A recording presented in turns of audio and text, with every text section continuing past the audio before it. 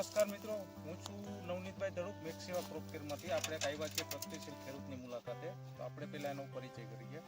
તમારું નામ શું ભાઈ? મારું નામ આબિદ અજીતભાઈ બાળવડિયા, ગામ બિલખા, જિલ્લો જુનાગઢ, તાલુકો જુનાગઢ.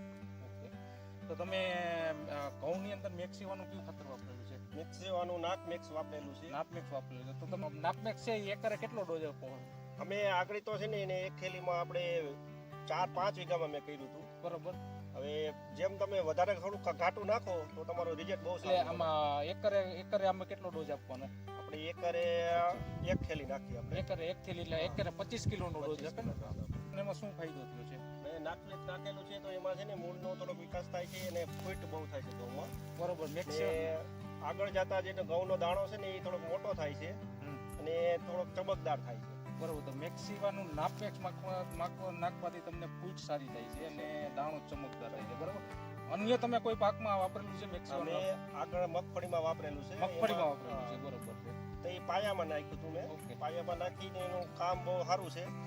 છેલ્લેથી આપણે પહેલે પાયાથી માંડીનું કામ ચાલુ થાય છે ત્યાં છેલ્લે સુધી એનો દાણો ચમકદાર થાય છે ને છોડ છે ને એને લંઘાતો નથી ને એકદમ ચમકદાર ને પાંદડી તૂટતી નથી એની. એટલે છેલ્લે સુધી તમારે એમને મગફળીનો છોડ લીલો રાખે છે. બરોબર. એટલે તમને નાપમેક્સ નાખવાથી ઘઉંમાં અને મગફળીના બંને પાકમાં ફાયદો થાય છે. બરોબર ને? એટલે ઘઉંમાં તમારે આમ ફૂટ વધારે થાય છે. બરોબર. એટલે મેક્સિવા નાપમેક્સના બરોબર ને? તો તમે બીજા ખેડૂતને વાપરવા માટે ભલામણ કરો. આ બધા ખેડૂતને કહું છું, આ જો નાકમેક્સ ને કાસ્મેક્સ તમે છે ને પાયામાં દો ને તો વધારે સારો એનું રિઝલ્ટ મળે છે. તમે કેટલા વર્ષથી વાપરો છો? હું 2 વર્ષથી વાપરું છું. 2 વર્ષથી તમે નાપમેક્સ કાસ્મેક્સ વાપરો છો. બરોબર. દરેક પાકની અંદર વાપરો છો. અને દરેક પાકની અંદર તમને નાપમેક્સ કાસ્મેક્સના રિઝલ્ટ સારા મળે છે. બરોબર. ધન્યવાદ. આભાર તમારો.